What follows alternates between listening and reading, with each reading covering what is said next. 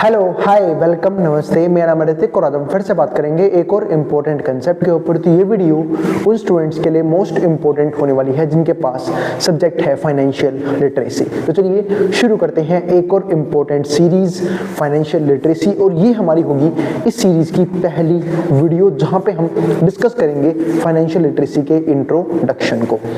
तो इस complete series में हम फाइनेंस के अलग अलग एस्पेक्ट को समझेंगे। सबसे पहले समझते हैं फाइनेंशियल लिटरेसी का मतलब क्या होता है, यानी कि पैसों से रिलेटेड ज्ञान कि पैसा जो है वो किस तरीके से काम करता है, हम कैसे पैसे को मैनेज कर सकते हैं, कैसे अलग कामों में यूज कर सकते हैं, चाहे वो कंजप्शन हो, सेविंग हो, इन्वेस्टमेंट हो, प्रोडक्शन हो। इन हर एक इकोनॉमिक एक्टिविटीज में पैसा जरूर इन्वॉल्व होता है। इसलिए पैसे की समझ अपने आप में क्या है, मोस्ट इंपॉर्टेंट चीज है, ताकि हम अपनी लाइफ में कोई भी गलत फाइनेंशियल डिसीजन लेने से बचें।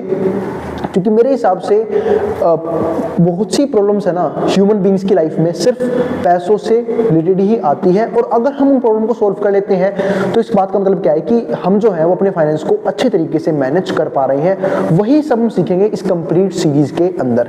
भले ही ये एक स्किल इनहेंसमेंट कोर्स है, बट मैं ये बात मानता हूं कि बाकी जो मेरी अलग सीरीज है उससे सीरीज काफी इंपॉर्टेंट रहने वाली है, क्योंकि यहाँ पे हम डायरेक्ट समझेंगे कि हम अपनी इनकम को, अपने पैसे को किस तरीके से मैनेज कर सकते हैं। और इस कंप्लीट सीरीज के नोट्स भी ऑलरेडी प्रिपेयर हो चुके हैं with important question answer PDF. जिन बच्चों को नोट्स परचेज करने हैं वो इस नंबर बजाय 9667836336 में व्हाट्सएप करके नोट्स भी ले सकते हैं। अब हम शुरू करते हैं कंसेप्ट।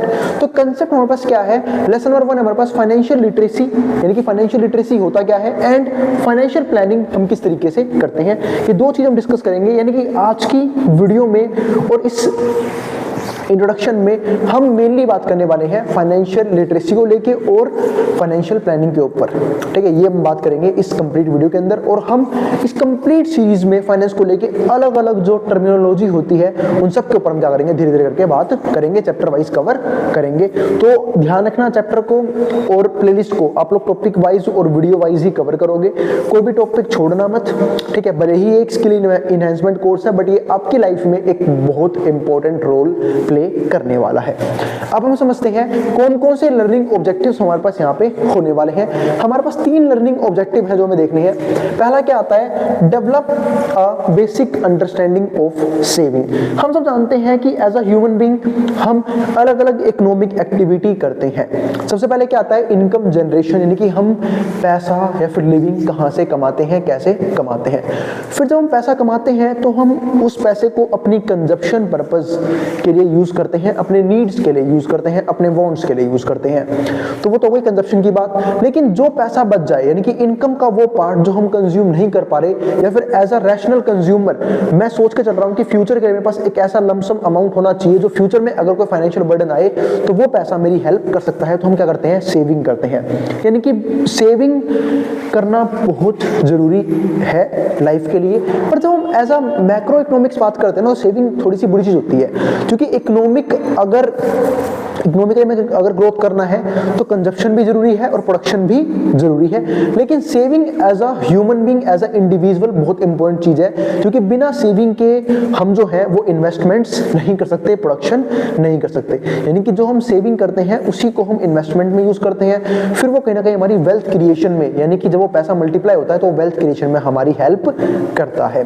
और कंपनीज को बेनिफिट कैसे मिलता है भाई, जो भी प्रोड्यूसर्स हैं हम उनको पैसा दे सकते हैं अपनी सेविंग का, ताकि वो उस पैसे को यूज करके प्रोडक्शन कर सके। तो कहीं ना कहीं सेविंग जो है वो भी इकोनॉमिकली बहुत इंपॉर्टेंट चीज है। तो मैंने आपको समझाया कि पहले बात तो सेविंग होती क्या है, कि इनकम माइनस में एक्सपेंडिचर हमारी सेविंग निकलती है, जो हमारी अलग कामों में करती है, हेल्प करती है। खासकर इस एरा में जहां पे हम इंडियंस जो हैं वो सिर्फ सेविंग के लिए जाने जाते थे, लेकिन आजकल हम डेट पे जिंदा है। हर तरीके से हम डेट ले रहे हैं, मल्टीपल क्रेडिट कार्ड्स यूज कर रहे हैं, अकाउंट क्रेडिट कार्ड स्वाइप कर रहे हैं, या फिर पर्सनल लोन लेके बैठे हैं, तो अलग चीजों के लिए, और वो भी खासकर लायबिलिटीज के लिए। ठीक है, और जिनको नहीं पता लायबिलिटी क्या होती है, जिन्होंने कॉमर्स नहीं पढ़ रखी, उनको बता देता हूँ। लायबिलिटी का मतलब ऐसी चीज होती है जो आपका पैसा लेके जाती है, आपको पैसा कमा के नहीं दे रही है, लेके जा रही है। लेकिन बहुत से लोग लोन लेते हैं एसेट जनरेट करने के लिए, तो अच्छी बात है, क्योंकि वो उस पैसे से एसेट जनरेट करा है जो उन्हें पैसा बाद में कमा के देंगे। ठीक है, तो ये तो हो गई पहली बात, बेसिक अंडरस्टैंडिंग ऑफ सेविंग। दूसरा पॉइंट क्या है, brief introduction of time value of money. एक बहुत इंपॉर्टेंट कंसेप्ट, इसको हम क्या बोलते हैं, TVM, time value of money. सबसे पहले समझते हैं टाइम वैल्यू ऑफ मनी का मतलब क्या होता है। हम सब एक चीज बोलते हैं कि महंगाई लगातार बढ़ रही है, इन्फ्लेशन लगातार बढ़ रहा है, लेकिन हम ये नहीं बोलते कि इन्फ्लेशन का मतलब है, पता है क्या होता है, हिंदी में उसे बोलते हैं मुद्रास्फीति। यानी कि हम जो है ना, ये नहीं बोल रहे चीजें महंगी हो रही है, नहीं, हमारी परचेजिंग पावर कम होती जा रही है, हमारे पैसे की परचेजिंग पावर कम होती जा रही है। जैसे फॉर एग्जांपल, मान लो मैंने आज ये मार्कर लिया, मैंने 20 रुपए खर्च किए, अगर मैं कल ही ये मार्कर लेने जाऊं तो हो सकता है मुझे मार्कर के लिए 40 रुपए देने पड़े। इस बात का मतलब क्या है कि मेरे पैसे की परचेजिंग पावर टाइम के साथ खत्म होती जा रही है। यानी कि हर चीज को बोलने के दो तरीके होते हैं। हम ये बोलते हैं चीजें महंगी हो गई हैं, लेकिन बोलना क्या चाहिए, हमारे पैसे की परचेजिंग पावर कम होती जा रही है। आजकल हम कितना ज्यादा रोते हैं कि भैया गोल्ड महंगा होता जा रहा है, सिल्वर महंगा होता जा रहा है। वो महंगे नहीं हो रहे हैं, हमारे पैसे की वैल्यू लगातार गिरती जा रही है, हमारी जो मनी वैल्यू है वो लगातार डेप्रिशिएट हो रही है। तो वही सेम चीज यहाँ पे है। इसी को हम क्या बोलते हैं, अब एक चीज इसको बोलते हैं टाइम वैल्यू ऑफ मनी, यानी कि मनी की वैल्यू टाइम के साथ गिरती चली जा रही है। इसलिए हम जो है ना, जब भी हम अपने पैसे को या तो कहीं पे इन्वेस्ट करते हैं या फिर किसी को लोन पे देते हैं, तो हम ये एक्सपेक्ट करते हैं कि वो हमें क्या देगा, बदले में क्या देंगे, हमें रिटर्न्स देंगे, इंटरेस्ट देंगे। क्यों देंगे, क्योंकि भाई जो मान लो मैंने 1 लाख रुपए कहीं पे किसी को दिए, तो वो फ्यूचर में क्या उसकी वैल्यू 1 लाख रुपए रहेगी नहीं, उसकी वैल्यू 1 लाख रुपए से क्या हो जाएगी, कम हो जाएगी। यानी कि जो परचेजिंग पावर 1 लाख की आज है, वो परचेजिंग पावर आने वाले फ्यूचर टाइम में नहीं बचेंगी। ठीक है, तो ये होता है कि इंपॉर्टेंट पॉइंट। चलो आगे देखते हैं। हाँ, तो मैं कह रहा था कि टाइम के साथ जो है ना, वो पैसे की वैल्यू क्या होती रहती है, कम होती रहती है। इसी को क्या बोलते हैं, टाइम वैल्यू ऑफ मनी। पहले हम 10,000 रुपए में बहुत ज्यादा चीजें खरीद पा रहे थे, आज हम बहुत कम चीजें खरीद पा रहे हैं। हो सकता है फ्यूचर में हम टाइम के साथ साथ और कम चीजें खरीद पाएंगे। ठीक है, तो इसलिए हम जो है ना, अपने पैसे क्या करते हैं, इन्वेस्ट करते हैं, ताकि वहां से कम इतनी रिटर्न्स जो जनरेट कर पाए कि हम इन्फ्लेशन के रेट को बीट कर पाए। और जनरली आपने देखा होगा, इन्फ्लेशन रेट जो है वो 4 to 6% रहता है। यानी कि अगर किसी पर्सन ने अपने पैसे को एफडी में भी इन्वेस्ट कर रखा है, तो वो सिर्फ उतना ही पैसा कमा पा रहे हैं, जिसके जरिए वो सिर्फ इन्फ्लेशन को बीट कर पाए। इसलिए हम इन्वेस्टमेंट के ऊपर ही बात करेंगे आने वाली वीडियोस में, जहाँ पे ये समझेंगे कि कौन कौन से आइडियल इन्वेस्टमेंट होते हैं, यानी कि ऐसे इन्वेस्टमेंट जहाँ पे हम अच्छा रिटर्न जनरेट कर सकते हैं लॉन्ग टर्म में और वेल्थ क्रिएट कर सकते हैं। तो ये हो गया हमारे पास यहाँ पे दूसरा पॉइंट खत्म। तीसरा पॉइंट क्या आता है, management of spending and financial discipline. अब ये क्या आता है, management of spending and financial discipline. तो देखो, हम जो है ना, अपने खर्चों को ट्रैक कर सकते हैं, यानी कि अपनी स्पेंडिंग को, कि जो हमारा पैसा है वो कहाँ कहाँ खर्च हो रहा है, कहाँ कहाँ जा रहा है, कौन से खर्चे ऐसे थे जो जरूरी थे, कौन से ऐसे खर्चे थे जिनको हम टाल सकते थे। वो सब चीजें जरूरी है देखना, क्योंकि उसी के बेस पे हम सेविंग करते हैं। अगर हमारी कंजप्शन ज्यादा होगी तो हमारी सेविंग अपने आप ही कम हो जाएगी, और अगर हम अपने खर्चों को मैनेज कर सकते हैं तो हमारी सेविंग लगातार बढ़ती रहेगी। इसी को हम एक चीज बोलते हैं, इसको बोलते हैं फाइनेंशियल डिसिप्लिन। क्योंकि वेल्थ क्रिएट करना या फिर लॉन्ग टर्म में एक अच्छा अमाउंट क्रिएट करना वो कोई 1-2 दिन का खेल नहीं है। फाइनेंशियल डिसिप्लिन जो है ना, हमें लाइफ टाइम मेंटेन रखना पड़ता है। क्योंकि आपने ऐसे ही बहुत से लोग सुने होंगे जिन्होंने एक टाइम पे अच्छा खासा फाइनेंस जनरेट किया, लेकिन बाद में बर्बाद हो गए, बाद में उनका सारा पैसा डूब गया। उन्होंने ऐसे फाइनेंशियल डिसीजन लिए, ठीक है, जिनके जरिए उनकी पूरी वेल्थ खराब हो गई। ऐसे बतेरे एग्जाम्पल, बहुत से एग्जाम्पल हमारी दुनिया में अवेलेबल हैं, बहुत से लोग ऐसे हैं। तो इसलिए हम क्या बोलते हैं कि फाइनेंशियल डिसिप्लिन एक बहुत इंपॉर्टेंट पॉइंट है। यानी कि फाइनेंशियल डिसीजन कोई ये नहीं है कि आज लिया, ठीक है, 1 दिन लिया, 2 दिन लिया, 5 दिन लिया, नहीं, ये लॉन्ग टर्म में हमें मेंटेन रखना पड़ेगा अगर हमें लगातार फाइनेंस की दुनिया में अच्छा करना है तो। यानी कि ये भी एक डिसिप्लिन की तरह है कि आप अपने पैसे को, अपने रूल्स को जो आपने बनाए हैं अपने खुद के लिए, उसे अच्छे तरीके से मानते हो या नहीं मानते हो। यानी कि फाइनेंस में लाइफ के टाइम किसी भी स्टेज पे क्यों ना हो, एक भी गलती हमारे सारे पैसे को बर्बाद कर सकता है, हमारी सारी पूरी लाइफ डैमेज कर सकता है फाइनेंशियली। तो ये था हमारा तीसरा पॉइंट। तो ये 3 पॉइंट के बारे में बात करेंगे इस कंप्लीट चैप्टर के अंदर। अब समझते हैं इस चैप्टर के इंट्रोडक्शन को। पहले समझते हैं फाइनेंशियल लिटरेसी की डेफिनेशन क्या होती है। वैसे तो उनको बता दिया, इसका मतलब क्या होता है कि पैसों की समझ, पैसों का ज्ञान, इसको हम क्या बोल सकते हैं, financial literacy. It refers to knowledge यानी कि ज्ञान, एंड स्किल्स, स्किल्स भी बहुत जरूरी है, नॉलेज जरूरी है ये, लेकिन स्किल्स भी जरूरी है। और इसलिए आपने देखा होगा कि फाइनेंस की दुनिया में सब अलग अलग तरीके से काम कर रहे हैं, अलग तरीके से वेल्थ क्रिएट कर रहे हैं। किसी के पास ज्यादा वेल्थ है, किसी के पास कम है, वो डिपेंड करता है किसने ज्यादा अच्छी स्किल एक्वायर कर रखी है फाइनेंशियली। तो it refers to knowledge and skills that enable individuals to make informed decision, ताकि वो एक इन्फॉर्म्ड डिसीजंस ले पाए about managing their finances. It involves understanding concepts such as budgeting. इसके अंदर हमारे पास कुछ कंसेप्ट आते हैं, जिसमें से एक कंसेप्ट क्या आता है हमारे पास यहाँ पे, बजटिंग। ठीक है, बजटिंग इंपॉर्टेंट कंसेप्ट है, सेविंग इंपॉर्टेंट कंसेप्ट है। ठीक है, हम सेविंग की बात करते हैं, हम इन्वेस्टमेंट की बात करते हैं, हम डेट को मैनेज करने की बात करते हैं। बजटिंग यानी कि अपने खर्चों के लिए बजट बनाना। जैसे जब मैं वीडियो शूट कर रहा हूँ, आज 1 फेब है, आज हमारी गवर्नमेंट का बजट आया है ना, यानी कि गवर्नमेंट ने ये देखा कि हमें अपना पैसा जो है वो किस किस जगह पे खर्च करना है, कहाँ कहाँ पे एक्सपेंडिचर करना है, कहाँ पे एक्सपेंडिचर नहीं करना। ऐसे ही हम अपनी फैमिली का बजट बनाते हैं, हमारी फैमिली में जो पैसा आता है वो किस किस जगह खर्च होना चाहिए, कितना पैसा हम नेसेसरी गुड्स पे खर्च करेंगे, कितना हम लग्जरी पे खर्च करेंगे, कितना पैसा हम सेव करेंगे, उसे कहाँ कहाँ इन्वेस्ट करेंगे, वो सब चीजें किसके अंदर आती हैं, बजट के अंदर आती हैं। हम सेविंग की हैबिट देखते हैं, इन्वेस्टिंग की, और यही नहीं, हम अपने डेट को भी मैनेज करते हैं, क्योंकि डेट भाई एक अपने आप में बहुत बड़ा ट्रैप है। और जो पर्सन इसमें फंस जाता है एक बार, वो मेरे हिसाब से आप ये मान लो कि पूरी लाइफ कहीं ना कहीं इस ट्रैप से तो निकलना उसके लिए क्या होता है, मुश्किल हो जाता है। तो मैनेजिंग डेट ये भी एक बहुत इंपॉर्टेंट पॉइंट है, तो डेट को मैनेज करना। तो ये तो हो गया फाइनेंशियल लिटरेसी का इंट्रोडक्शन की फाइनेंशियल लिटरेसी होता क्या है। अब समझते हैं अगला पॉइंट। अगला पॉइंट हमारे पास यहाँ पे क्या आता है, इंपॉर्टेंस ऑफ फाइनेंशियल लिटरेसी। क्यों इतना क्या है फाइनेंशियल लिटरेसी में कि इतना ज्यादा जरूरी है, क्योंकि हम सब जानते हैं, और मेरे अकॉर्डिंग ना लाइफ में प्रॉब्लम हम हमेशा जनरली 3 एस्पेक्ट पे फेस करते हैं। सबसे पहला एस्पेक्ट क्या आता है, हमारी हेल्थ, जो कि सबसे इंपॉर्टेंट है, क्योंकि हेल्थ नहीं रहेगी तो पैसा भी किसी काम नहीं आएगा और रिलेशनशिप्स भी किसी काम नहीं आएगी। तो हेल्थ, ठीक है, फिर रिलेशनशिप्स और फिर फाइनेंस। और ये 3 पिलर्स आप कह सकते हो हमारी लाइफ के, और अगर तीनों पिलर्स में से अगर एक भी पिलर ऊपर नीचे होता है तो बाकी दोनों भी क्या होते हैं, बिगड़ जाते हैं। तो इसलिए हम किसकी बात करते हैं, इंपॉर्टेंस ऑफ फाइनेंशियल लिटरेसी की। फाइनेंस की नॉलेज लोगों को अमीर बनाती है, और ना नॉलेज होना लोगों को गरीब बनाती है। तो वही सेम चीज है, इंपॉर्टेंस ऑफ फाइनेंशियल लिटरेसी। अब इसमें कौन कौन से पॉइंट है, पहला पॉइंट क्या आता है, it helps individuals make informed decision. ये कहीं ना कहीं हेल्प करती है इंडिविजुअल की कि वो अच्छे डिसीजंस ले पाए अबाउट मैनेजिंग देयर मनी, अपने पैसे को लेके। यानी कि जो भी उन्होंने पैसा कमाया है, जो भी उनकी हार्ड अर्न इनकम है, हार्ड अर्न मनी है, उस पैसे को अच्छे तरीके से यूटिलाइज कर पाए, मैनेज कर पाए, उसे ज्यादा खर्च करें एसेट जनरेशन पे। क्योंकि रिच लोगों की एक ही फिलोसफी होती है, आप कभी भी किसी रिच पर्सन को पढ़ना, वो जनरली लाइबिलिटीज पर खर्चा नहीं करते, वो अपना पैसा खर्चा करते हैं एसेट्स के ऊपर, और उस एसेट से जो रिटर्न्स आते हैं उसे खर्च करते हैं अपने कंफर्ट के लिए और अपनी लग्जरी के लिए। तो ये हो गया पहला पॉइंट। दूसरा पॉइंट हमारे पास यहाँ पे क्या आता है, it helps protect individual from fraud and scams. हमने एक चीज और देखी है कि भाई बहुत से फ्रॉड भी तो होते हैं मार्केट के अंदर, तो उन फ्रॉड से बच सकते हैं हम किसको, कैसे, फाइनेंशियल लिटरेसी के जरिए।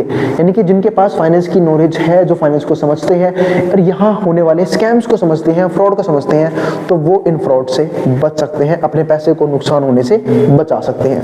तो ये हुआ दूसरा पॉइंट। तीसरा पॉइंट क्या होता है, it can promote economic stability and growth. इस बात का मतलब ये है कि अगर हमारे इंडिविजुअल अच्छा फाइनेंशियल डिसीजन लेंगे, अच्छे तरीके से फाइनेंसेस को मैनेज करेंगे, तो कहीं ना कहीं इकोनॉमी में हम ग्रो कर सकते हैं, और इकोनॉमिकली हम ग्रो करते भी हैं। यानी कि इकोनॉमी स्टेबिलिटी के लिए और ग्रोथ के लिए बहुत जरूरी है कि हम अच्छे फाइनेंशियल डिसीजंस लें। तो वही हमारा क्या बनता है इस क्वेश्चन का तीसरा पॉइंट। तो it can promote economic stability and growth, यानी कि हम इकोनॉमिक स्टेबिलिटी एंड ग्रोथ क्या कर सकते हैं, यहाँ पे प्रमोट कर सकते हैं अगर हम अच्छे फाइनेंशियल डिसीजन ले रहे हैं। तो फोर्थ पॉइंट क्या आता है, it can reduce burden on social welfare system. तो जो सोशल वेलफेयर सिस्टम है ना, उनका बर्डन क्या हो जाएगा, धीरे धीरे कम हो जाएगा। यानी कि जब एक पर्सन खुद फाइनेंशियल लिटरेट होगा, अपने फाइनेंसेस को इजीली संभाल लेगा, तो गवर्नमेंट की इतनी जरूरत क्यों है? जो आजकल जो गवर्नमेंट फ्री वीज वगैरह बांट रही है उनकी जरूरत नहीं पड़ेगी इतनी। क्यों? क्योंकि लोग जो हैं जब इंडिविजुअल लेवल अपनी फैमिली को संभाल सकते हैं, अपना खर्चा खुद उठा सकते हैं, अपनी फैमिली का अच्छी एजुकेशन खुद प्रोवाइड कर सकते हैं, अपना फूड, अच्छा हेल्थ केयर सिस्टम, अच्छा सैनिटेशन, सब कुछ जब खुद अचीव कर लेंगे तो गवर्नमेंट के इतने सोशल वेलफेयर स्कीम्स की जरूरत नहीं पड़ेगी जितनी आज हमें पड़ रही है। तो ये आता है हमारा फोर्थ पॉइंट। फिफ्थ पॉइंट क्या आता है? It can improve overall societal wellbeing, यानी कि सोसाइटी धीरे धीरे क्या होती चली जाएगी और अच्छी होती चली जाएगी। तो ये 5 पॉइंट है जो इंपॉर्टेंस है किसके? फाइनेंशियल लिटरेसी के। अब समझते हैं अगला पॉइंट। तो इसमें कुछ पॉइंट ना मेरी तरफ से भी ऐड ऑन कर सकते हो। वो क्या? जैसे मैंने अभी भी थोड़ी देर पहले एग्जांपल दिया कि फाइनेंस हमारी लाइफ में प्रॉब्लम 3 तरीके से आती है। फाइनेंस के तौर पे, फैमिली यानी कि रिलेशनशिप जिसको हम बोल सकते हैं, तीसरा हम यहाँ पे किसकी बात करेंगे? हेल्थ की। 3 हमारी लाइफ में इसमें प्रॉब्लम आती है और अगर हम अपने फाइनेंसेस को अच्छे तरीके से मैनेज कर रहे हैं, अब फाइनेंस में तो ये भी आता है कि एक पर्सन का जो इनकम जनरेटर उसके पास उसका लाइफ इंश्योरेंस होना चाहिए, उसकी पूरी फैमिली का हेल्थ इंश्योरेंस होना चाहिए, ये भी एक अच्छा फाइनेंशियल डिसीजन है। तो यानी कि फाइनेंशियल डिसीजंस जब हमारे अच्छे होंगे तो हमारी रिलेशनशिप भी अच्छी होगी, ठीक है। वरना कहते हैं ना कि भाई घर पैसों से चलता है, घर प्यार से नहीं चलता। तो इसलिए मेरे हिसाब से कि एक बेसिक लेवल तक, लाइफ तक हमें पैसों की जरूरत पड़ती है, ठीक है। हाँ, कुछ स्टेप्स के पास हो सकता है कि भाई किसी के पास जो अगर एक अच्छा अमाउंट ऑफ वेल्थ हो गई या फिर फाइनेंस हो गया, पैसा हो गया, तो उसके लिए पैसा महज एक नंबर रह जाता है, लेकिन बेसिक लेवल तक, ठीक है, पैसे की जरूरत हमेशा रहती है। तो वही सब कुछ हम यहाँ पे समझ चुके हैं कि अगर फाइनेंस अगर हमारे बिगड़ेंगे तो हमारी हेल्थ भी डैमेज होगी, क्योंकि हम फाइनेंशियली स्ट्रेस वगैरह लेते हैं। जैसे आजकल लोग देखो जो फाइनेंशियल इलिटरेट हैं या फिर जिनको फाइनेंस की अच्छी समझ नहीं है, वो अगर डेट ट्रैप में फंस चुके हैं तो उनकी हेल्थ खराब हो रही है, क्योंकि उनको पैसे की इतनी समझ नहीं थी, उन्होंने जरूरत से ज्यादा कर्जा ले लिया, वो डेट ट्रैप में फंस चुके हैं, वो लगातार EMIs पे जिंदा है। तो बहुत सी दिक्कतें वहाँ पे क्या हो सकती हैं? आ सकती हैं। तो उनका डेट भी मैनेज अच्छे तरीके से नहीं हो रहा। तो ये बहुत कुछ हम देखते हैं और ये सब क्या बनते हैं? Importance of financial literacy. अब समझते हैं फाइनेंशियल प्लानिंग, यानी कि हम फाइनेंशियल प्लानिंग किस तरीके से कर सकते हैं। तो फाइनेंशियल प्लानिंग में हमारे पास यहाँ पे 4 पॉइंट्स है। पहला समझते हैं, सबसे पहले समझना होता है हमें हमारा फाइनेंशियल सिचुएशन, कि हमारा फाइनेंशियल सिचुएशन किस तरीके का है, कि क्या हम फाइनेंशियली स्ट्रॉन्ग है, वीक है, या फिर मिड में मॉडरेट है, ठीक है। तो हम जो है, क्योंकि जब तक हमें अपनी प्रॉब्लम का पता नहीं होगा हम सॉल्यूशन कैसे फाइंड आउट करेंगे? तो पॉसिबल नहीं है। तो इसलिए सबसे जरूरी क्या होता है कि पहले हम अपने फाइनेंशियल सिचुएशन का, कि हम किस स्थिति में हैं फाइनेंशियली, वो पता करें। उसके बाद क्या आता है? इंक्लूडिंग योर एसेट्स, जिसमें हमारे एसेट भी इंक्लूड होंगे। कि भाई एसेट का मतलब क्या होता है? वो सोर्सेज जहां से पैसा आ रहा है। कौन कौन सोर्सेज है? वो हो सकता है किसी के पास एक ही सोर्स हो, किसी के पास मल्टीपल सोर्सेज हो, तो वो सब पता होना बहुत जरूरी है। इसलिए हम क्या बोलते हैं? एसेट्स का पता होना बहुत जरूरी है। इसके बाद लायबिलिटीज का पता है कि भाई पैसा जा कहाँ रहा है, यही पता होना चाहिए। कैश फ्लोज, यानी कि पैसा कैसे कैसे आता है। फाइनेंशियल गोल्स, यानी कि फाइनेंशियल गोल किस किस तरीके के हैं हमारे। फाइनेंशियल गोल यानी कि भाई फ्यूचर में कोई घर लेना है बड़ा, कोई गाड़ी लेनी है, ठीक है, और भी अदर फाइनेंशियल गोल्स हो सकते हैं, एक या फिर एक अच्छा अमाउंट ऑफ वेल्थ क्रिएट करना है। तो ये सब क्या है? अलग अलग फाइनेंशियल गोल्स हैं, वो हमें पता होना चाहिए। उसके अकॉर्डिंग हमारा रिस्क एपेटाइट, यानी कि हमारी रिस्क टेकिंग कैपेसिटी कितनी है, क्या हम रिस्क ले सकते हैं, क्या हम रिस्क नहीं ले पाएंगे, वो सब भी पता होना बहुत जरूरी है। इसी को क्या बोलते हैं? Risk appetite. चलो फिर अब आगे देखते हैं। हाँ, तो रिस्क एपेटाइट की बात कर ली। लाइफ सिचुएशन, भाई सबकी सिचुएशन क्या होती है? अलग होती है, सब अलग अलग फैमिली बैकग्राउंड से हैं, तो उसके अकॉर्डिंग भी हमेशा जो फाइनेंस की चीजें वो डिफर करती हैं। इसलिए हम बोलते हैं कि एक इंपॉर्टेंट स्किल भी है, क्योंकि सबकी फाइनेंशियल सिचुएशन एक जैसी नहीं है, सबके पास लाइफ की या फिर फैमिली की सिचुएशन एक जैसी नहीं है, सबकी डिफरेंट डिफरेंट है। तो उसी के अकॉर्डिंग फाइनेंशियल गोल्स बनाए जाते हैं, ठीक है। भाई हो सकता है कोई पर्सन 1000 रुपए की SIP करे, 500 रुपए इन्वेस्ट करे, हो सकता है कोई 10 लाख भी इन्वेस्ट करे, 10 करोड़ भी इन्वेस्ट करे। तो वो अकॉर्डिंग टू डिफरेंट सिनेरियोज हैं, अलग अलग फाइनेंशियल सिचुएशन के अकॉर्डिंग है। बट एक चीज जो सबसे इंपॉर्टेंट आती है वो मैं ये मानता हूँ, क्या कि हम किसी भी बुरी से बुरी स्थिति में अच्छे फाइनेंशियल डिसीजंस ले सकते हैं, क्योंकि हमें पता है हमारे पास कितना पैसा आ रहा है और हमारा उसमें से कितना पैसा जो है वेस्टेज की तरफ जा रहा है, जो हम बचा सकते हैं, चाहे भले ही वो 500 रुपए ही क्यों ना हो। क्योंकि 500 रुपए भी अगर हम कंसिस्टेंट वे से इन्वेस्ट करते हैं, एक लॉन्ग टर्म तक वो एक अच्छा एसेट या फिर एक अच्छी वेल्थ क्रिएट कर सकता है। भले ही लोगों को ये स्कैम लगे, बट ये सच्चाई है, बहुत से लोगों ने किया भी है ऐसा, ठीक है। तो इसलिए जो है ना फाइनेंस की समझ बहुत जरूरी है। इसके बाद हमारे पास ये तो होता है पहला पॉइंट फाइनेंशियल प्लानिंग का। दूसरा पॉइंट हमारे पास पता है क्या होता है, plan systematically for financial goal, यानी कि जो भी फाइनेंशियल गोल है उसे हम सिस्टमैटिकली प्लान करते हैं, यानी कि हम जो है उस गोल को कैसे अचीव करेंगे स्टेप बाय स्टेप, वो हम पहले ही सोच के रखते हैं। एंड ऑब्जेक्टिव्स क्या होंगे उसके, इंक्लूडिंग लाइफ इंश्योरेंस। जैसे मैंने बताया आपको कि भाई लाइफ इंश्योरेंस भी एक बहुत अच्छा फाइनेंशियल डिसीजन है, क्योंकि अगर किसी एक पर्सन पे पूरी फैमिली डिपेंड करती है और उसके पास उसका लाइफ इंश्योरेंस नहीं है, इसका मतलब क्या है कि भाई अगर उस पर्सन को कभी भी कुछ भी हुआ तो उसकी पूरी फैमिली के पास कोई भी सोर्स ऑफ इनकम नहीं होगा, यानी कि कहीं ना कहीं या तो वो बहुत ही फाइनेंशियली वीक हो जाएंगे या फिर डिपेंडेंट हो जाएंगे, तो बहुत सी दिक्कतें आती हैं। इसलिए मेरा मानना है कि लाइफ इंश्योरेंस एक बहुत ज़रूरी चीज़ है। इसके अलावा हेल्थ इंश्योरेंस, क्योंकि हम सब जानते हैं कि इंडिया में अगर किसी की हेल्थ खराब हो गई, जो कि होती भी रहती है, क्यों, क्योंकि हम जो है जो भी चीज़ कंज्यूम कर रहे हैं वो बहुत बुरे लेवल पे क्या है, घटिया चीज़ें हैं। जैसे एक बुरी क्वालिटी की हवा, ठीक है, पानी, फूड, ये सब कहीं ना कहीं हमारी हेल्थ को डैमेज कर रहे हैं और हम कभी भी बीमार पड़ सकते हैं। तो उसके लिए एक मेडिकल हेल्थ इंश्योरेंस होना बहुत ज़रूरी है, वरना ऐसा भी होता है कि एक बीमारी आई वो सारी की सारी सेविंग को बिल्कुल ही ख़त्म कर देती है। तो इसलिए हेल्थ इंश्योरेंस होना बहुत ज़रूरी है। इसके अलावा रिटायरमेंट प्लानिंग, कि भाई रिटायरमेंट किस एज पे होंगे और हमें कितनी वेल्थ चाहिए उस टाइम पे, इन सब की प्लानिंग हम कर सकते हैं। चाइल्ड प्लानिंग एजुकेशन, ठीक है, कि भाई चाइल्ड की प्लानिंग होती है, पहले इंडिया में कंसेप्ट नहीं था, अब धीरे धीरे लोगों से समझ आ रहा है कि चाइल्ड भी प्लान किए जाते हैं कि हमारी इनकम के अकॉर्डिंग, हमारी वेल्थ के अकॉर्डिंग हम कितने चाइल्ड हमारे होने चाहिए और हम उन्हें कैसी सुविधाएं दे पाएंगे, कैसी एजुकेशन दे पाएंगे, वो भी चीज़ बहुत जरूरी है। जिसको हम क्या बोलते हैं, चाइल्ड प्लानिंग एजुकेशन। एंड उनकी मैरिज, हाउस परचेज हमें कैसे करना है, इस्टेट प्लानिंग, ठीक है, या फिर इन्वेस्टमेंट प्लानिंग, हम ये सब चीज़ें यहाँ पे पहले ही डिटरमाइन करके चलते हैं। यानी कि हमारी लाइफ में हमारे आसपास हमेशा अलग अलग तरह के फाइनेंशियल गोल्स आते हैं और उसे कैसे अचीव करना है वो पता होना बहुत ज़रूरी है, यानी कि हम उनकी भी प्लानिंग करते हैं।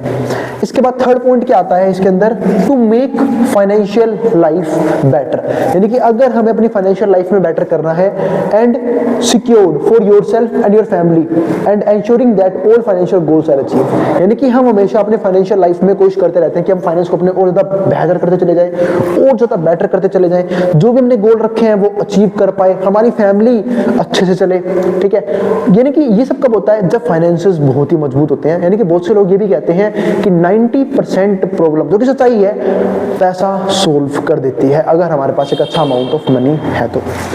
अब समझते हैं फोर्थ पॉइंट। अब फोर्थ पॉइंट में क्या आता है, better understand different asset class.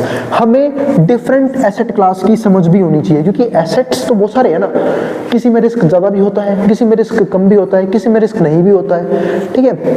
तो और अकॉर्डिंग टू रिस्क के रिवॉर्ड होते हैं, यानी कि higher the risk higher the profit. यहाँ पे एक कंसेप्ट यूज होता है, जिसने जैसा रिस्क लिया उसको वैसा ही प्रॉफिट मिलता है। अगर हम एफडी से पैसे रखेंगे तो हम 6% ही जनरेट कर सकते हैं, वही पैसा अगर मैं स्टॉक्स में करूं, इक्विटीज में करूं, म्यूचुअल फंड में करूं, ईटीएफ्स में करूं, तो मैं और ज्यादा पैसा जनरेट कर सकता हूं। तो उन सबके लिए फाइनेंशियल एजुकेशन होनी बहुत जरूरी है, क्योंकि बिना एजुकेशन के वो भी क्या है, गैम्बलिंग है, वहां पे हमारा पैसा क्या होगा, लूज होगा। तो वो चीजें बहुत जरूरी है। तो better understand different asset classes and financial product, यानी हमें जितनी मैंने फाइनेंशियल प्रोडक्ट नाम लिए वो हमें पता होने चाहिए एंड देयर सुटेबिलिटी। इसके बाद फिफ्थ पॉइंट क्या आता है, to regularly review the progress of financial plan. फिर जब भी हम, क्योंकि हम यहाँ पे बात करें फाइनेंशियल गोल्स की, फाइनेंशियल प्लानिंग की, और जब भी हम प्लानिंग करते हैं तो हम उसकी अचीवमेंट को चेक करते रहना बहुत जरूरी है।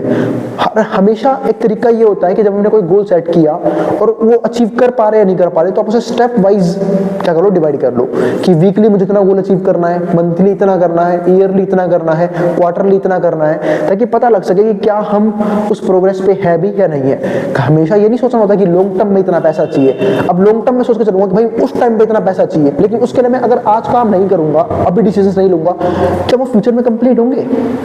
बिल्कुल भी नहीं, चांसेस ही नहीं है। तो इसलिए अपने गोल्स को, अपने स्टेप्स को, अपने प्रोग्रेस को रिव्यू करते रहना बहुत जरूरी काम होता है।